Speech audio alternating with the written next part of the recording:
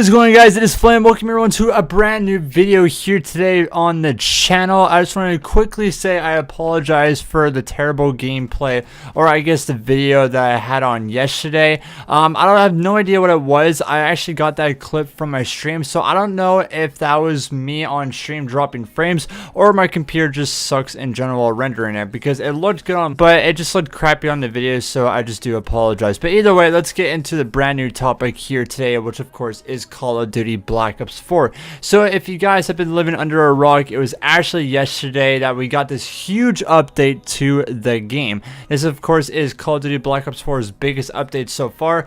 I feel like that's going to be their trend every single time they come out with a huge update throughout the game. But this one, guys, it had a ton of stuff in it, and some of the stuff, it could potentially even change the game as it is. So first topic I want to talk about, of course, is NukeTown.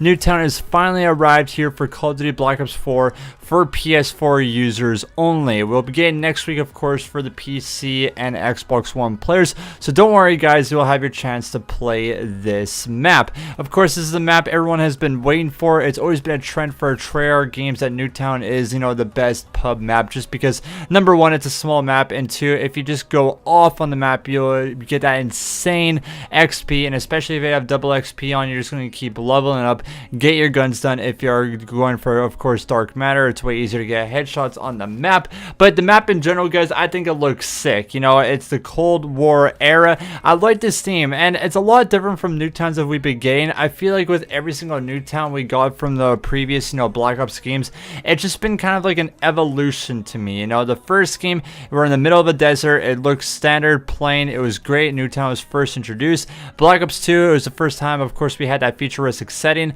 Looked awesome. Definitely kind of a new experience. But then with Black Ops 3, it was mostly, it just looked the same to me. It was, of course, more futuristic because Black Ops 3 is placed in 2050, I do believe.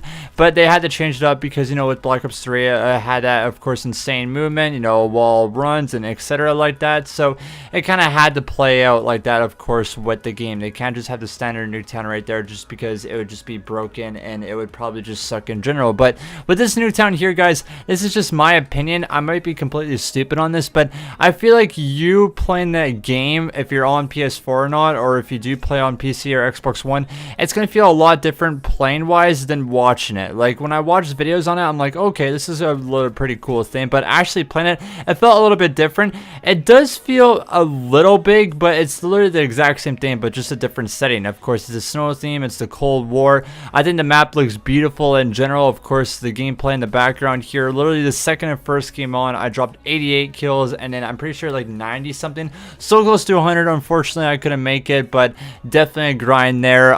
It's just such a fun map. I'm glad that NukeTown's on this game. You know, if you're a pub dude, especially trying to get to Prestige Master or going throughout your prestiges, this is definitely a map I would highly recommend jumping on the game right now if you're on PS4. It's free for everyone. It's not paid DLC or anything like that. You just have to, of course, download this update and you will get NukeTown as the map. Yeah, but hurry up. It's a separate playlist right now. I believe it's Team Deathmatch, Kill Confirmed, Hardpoint, and Domination. You know, switch the rules depending on, you know, what menu or what kind of game that you're in. If you want to play Hardpoint a lot, or if you want to play Domination a lot, or etc. like that. So yeah, there's NukeTown. I'm just gonna call it NukeTown Cold War. I'm guessing that's what the name is or something like that. But hell of a lot of fun. Now we're gonna get some Blackout news. So Blackout, of course, I haven't really been paying attention to. If you guys know me from the channel or been watching my streams, I've literally just been playing multiplayer just because my goal right now is to get to Master Prestige. But of course, with Blackout, they of course bring up some new stuff as well, because Blackout is kind of, I would say, the popular playlist throughout Call of Duty Black Ops 4 so far, especially over into the PC wise. But we got introduced now to the Bowie knife is now available. I have actually no idea how to find it, but Bowie knife is now available. I'm pretty sure people are actually still searching for it, but if you do acquire it, it's a one-hit kill, which I am expecting. Like why would you even find it in the first place if it doesn't even do a one-hit kill? But yes, the Bowie knife is now available. Of course, the Bowie knife was a big thing in zombies, and now it's there. Of course, since the launch of NukeTown as well, zombies will now spawn on NukeTown Island, which of course, you know, NukeTown zombies is a big rumor going around that it actually will happen in the game. We will be getting NukeTown zombies here yet again, and I'm actually hoping for a bigger expansion. I feel like maybe NukeTown will be part of the zombie storyline.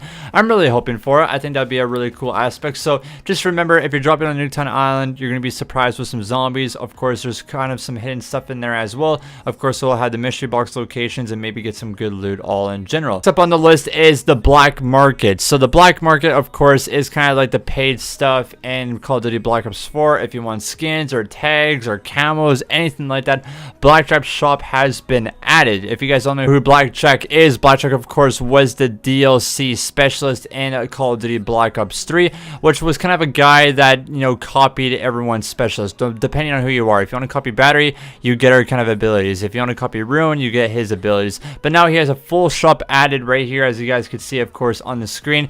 It's exactly like kind of Fortnite's layout. It looks identical, and I'll say one thing: I'm not a fan of this system. I'm not going to be a guy that's going to be buying every single item. Like, I'm not going to be spending a ton of money on this game. Mostly, if I'm spending money on this game, it's the DLC.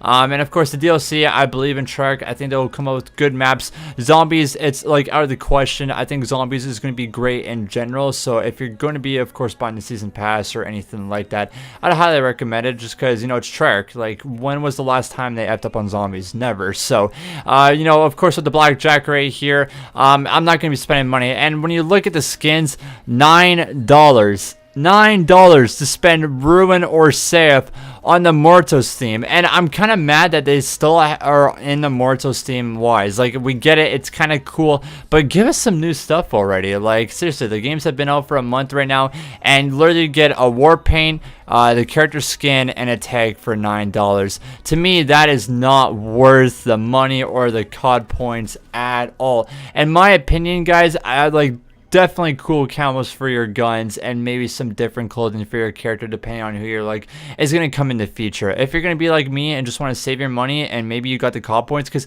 the COD points I have saved up right now, I got, of course, the digital deluxe edition of the game, and I'm just keeping it until a sick camo comes out. That's literally what I am just saving for. But it's definitely your guys' opinion. If you want to buy Seraph or Ruin or any of these other suits for your characters, you go right on ahead. I'm just saying that it's a little bit expensive, and they should kind of calm it down here a little bit. For DLC weapons, I have no idea. They haven't introduced anything like that yet, but it better be free, man. Like, I'm pretty sure they're not going to. Maybe, like, if they do have the A94 back in the game or something like that, it's going to be like that. But pay to win, they can't go throughout that method. I'm a little bit scared about it, but that's it right there. Another huge sandwich I'm not going to talk about quite a bit, because this is a huge update that we got, which of course is the gun weapon balancing. Gun weapon balancing is always a big thing throughout Call of Duty, depending on if a gun is OP or not. If some guns need to be buffed, we got, I'm pretty sure, I'm looking at the list right now by Charlie Intel, which the link is in the description below if you guys actually want to go and check that out for more specific details. Some machine guns like the MX9, the GKS, the Cordite, and the Spitfire all got buffs. For the Maddox, it got just a little bit of a slight nerf. KN Rampart got a little bit of a buff. Tactical rifles, the Swordfish got a little bit of a buff, but the Operator mod just gets a little bit of a delay every time you shoot, which the Operator mod is insane on the Swordfish, by the way. Of course, Titan, I'm pretty sure it got a little bit of a buff. Outlaw got a buff, but I still saw some gameplay, and that gun still sucks. So if you're an Outlaw sniper fan, then that is a rip for you. Of course, we got the SDM and the Koshka, a little bit buffs on that. SG12 with the visual effect for the strobe light, which of course the strobe light is the operator mode for the SG12 shotgun. It's mostly you just blinding people. I'm pretty sure if you guys seen it or played the game, it's quite annoying. We also of course got other stuff for specialists, you know, a little bit of buffs, a little bit of tweaks on them. Perk wise, this is something I feel like you guys have definitely got to look into, especially if you do play competitive or even, you know, pubs in general. Tac Mask, I think Tac Mask is definitely going to be a perk to rock in this game, and I'm kind of happy about it. I love Tac Mask. So it increases the resistance to 9 Banes, concussion grenades, and razor wire now. I think that is insane, especially razor wire wise, that you are unaffected by that. Like, Tactical Mask definitely hands down a perk now for pubs or even competitive. Flat Tracker increased explosive damage, may be important if you do play competitive, if you're of course getting naded or anything like that. You know, we got Cold Blooded, Dead Silence now, so you're completely silent if you're healing, taking fall damage, or even swimming when you're suffocating. So a little bit of a cool thing there. Score streak wise, strike team, you can only have one strike team per person. So once your friend strike team has ended, you can call yours in, hopefully before him if he doesn't have another one there.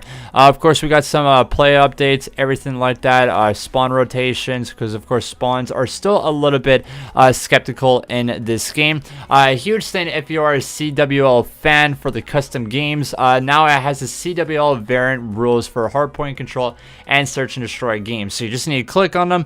All the settings will be right there, and you can get into your match, so you don't have to wait a long time to join someone's game if you're playing game battles or UMG wagers, anything like that, and having someone to set up all the settings or anything like that. So cool thing that they added right there, a lot easier, everything like that. Also, one thing of course as well is that we have the tier skip system in this game now. So of course you have to do one challenge every single day and you will skip a tier. I feel like this is a good thing, but it's also like still such a slow method. We all know throughout the tiers that you have to play a 1 hour in-game time to actually get your next tier, and for me that's so long. And when we had the double XP version of it, it was 30 minutes. So I feel like it's still such a long time, because there's 200 tiers, by the way, and I get the point of Treyarch not wanting to boost it more, just because you want to take quite a while on it, but it doesn't want to be too fast, because not everyone needs to get to level 200. I get the slow pacing on that, but I feel like that is still very slow. Like, I think they need to speed up just a little teeny tiny bit, and I feel like that's what they are giving us to the tier skip page. But at the exact same time, I feel like they still gotta do a little bit of a buff to that, because I'm only like, I think 85. I put 4 full in-game days into this game, and I'm not even at 100 yet. And I didn't buy any tiers, by the way. You could do that with Call of Duty points, but I'm saving up my COD points for that. So hopefully do something like that in the future, because I definitely want that Hudson Blackout skin, and of course the ICR skin for public matches, or if you're playing competitive. It just looks cool. I want it. Hopefully do something here really quickly. Zombies, I don't want to talk too much about zombies, just because I'm not the zombies expert. I haven't played zombies. I haven't touched it yet. I like to follow the storyline and etc like that, but I know with zombies it had that crucial blue screening.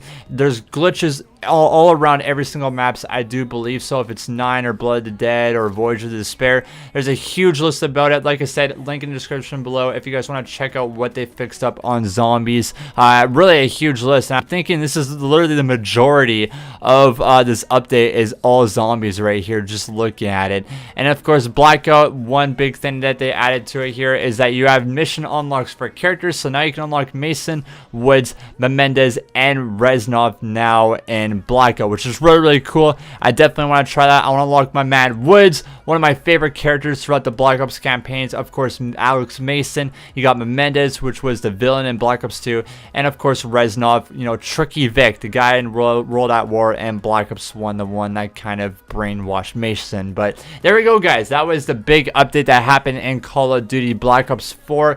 Definitely a really awesome thing. It's huge. I believe it was like 4 or 5 gigabytes, or I think 9. I'm pretty sure 9 gigabytes. So it took a little bit, but I think I love these updates. I love that Treyarch focuses on the game and listens back to the community, and this is why Treyarch is probably the best Call of Duty company, or the developer out there, is just because they listen to people. I think they can make this game even better, and I'm excited for more of the future for Call of Duty Black Ops 4. But thank you guys all for watching here today. Let me down know in the comments below how you guys feel about this update. What are the changes that you still kind of want in this game to hopefully happen in the future, and etc. But thank you guys, of course, for watching. Hope you guys all have a wonderful day. If you guys want to catch my live streams of when I do play Call of Duty Black Ops 4, I'll have, of course, my Twitch down in the description below. Maybe have some sick gameplays, and if I do have a cool one, of course, I'll put it on YouTube right here. But have a good one, guys. Thank you for watching, and we'll see you guys in the next video.